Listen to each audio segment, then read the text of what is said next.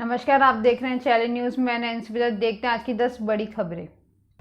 PM Modi की कोविड-19 को लेकर बैठक। दक्षिण अफ्रीका में कोरोना वायरस के नए स्वरूप को पता चलने और इसे लेकर दुनिया भर में पैदा हुई आशंकाओं के बीच प्रधानमंत्री नरेंद्र मोदी देश में कोविड-19 की ताज़ा स्थिति और जारी टीकाकरण अभियान की समीक्षा के लिए एक अहम बैठक करेंगे। दक्षिण अफ्रीका में कोविड-19 एक नए स्वरूप के आने से कई देशों की चिंताएं बढ़ गई हैं और उन्होंने बचाव के उपाय करना आरंभ कर दिया। डब्ल्यूएचओ ने कोरोना वायरस के इस नए स्वरूप को ओमिक्रॉन नाम दिया है और इसे बेहद संक्रामक चिंताजनक स्वरूप करार दिया। कोरोना वायरस के इस नए स्वरूप के सामने आने के बाद अमेरिका, ब्रिटेन, कनाडा, रूस और कई अन्य देशों के साथ यूरोपीय संघ ने अफ्रीकी देशों में लोगों की आवाजाही पर रोक लगा दी है।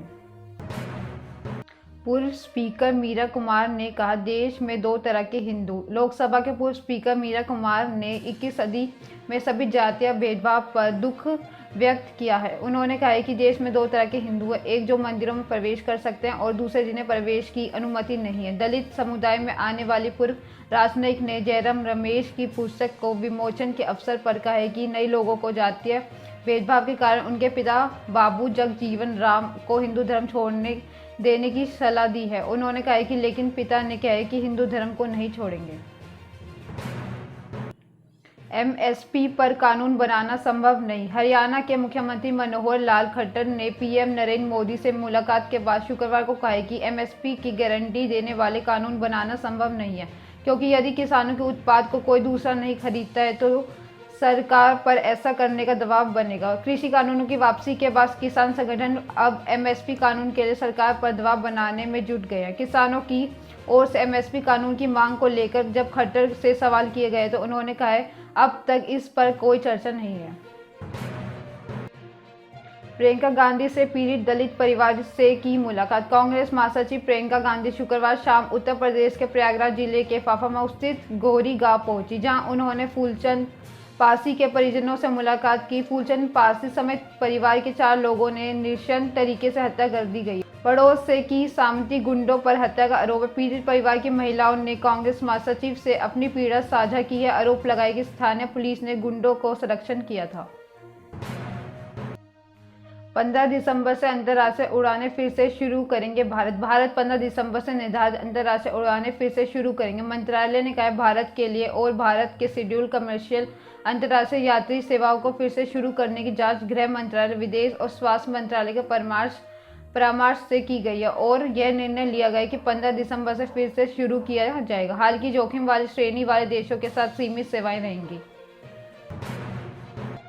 रिश्वत लेते पकड़े गए रामपुर के दरोगा। उत्तर प्रदेश पुलिस के एक बार फिर सवालों के घेरे में आए। दरअसल जनपद रामपुर में एक दरोगा ने दहेज और रेप पीड़ित पक्ष के लोगों से ही अदालत में बयान दिलाने के नाम पर 20,000 रुपये की रिश्वत की मांग कर डाली।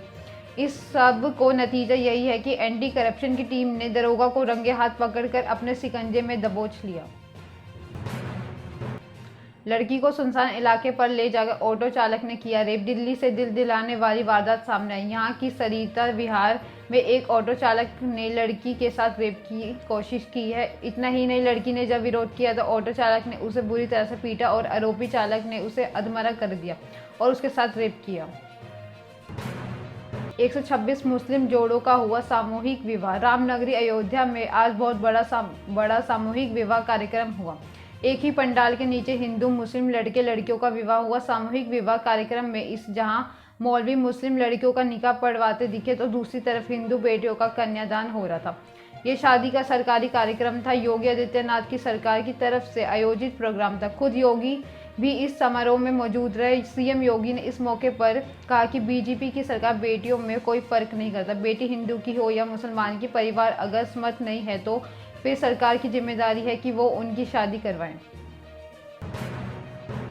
नमाज पढ़ने के दौरान दूसरे पक्ष ने लगाए जय श्री राम के नारे। गुरुग्राम में नमाज अदा करने को लेकर एक बार फिर विवाद हो गया है। गुरुग्राम के सेक्टर 37 में मुस्लिम समुदाय के लोग नमाज अदा करने के जुटे हैं। इस दौरान कुछ हिंदू समूह के लोगों द्वारा व्यवधान डालने की कोशिश की गई।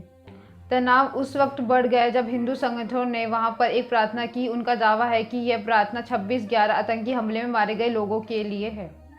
एकत्रित मुसलमानों ने शुरुआत में वहां से चले जाने का मन बनाया, लेकिन उनमें से 25 लोगों ने जय श्री राम और भारत माता की जय के नारों के बीच भी नमाज पढ़ी। इस दौरान दोनों पक्षों के बीच करीब 30 मीटर से भी कम दूरी थी।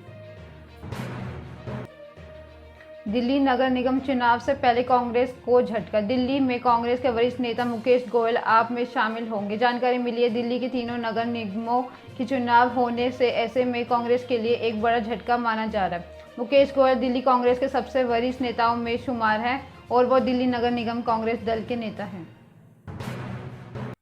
ये थी अब तक की 10 बड़ी खबरें। ऐसे अपडेट्स के लिए बने रहे हमारे साथ। हमारे चैनल को लाइक करें, कमेंट करें, सब्सक्राइब करना ना भूलें। धन्यवाद।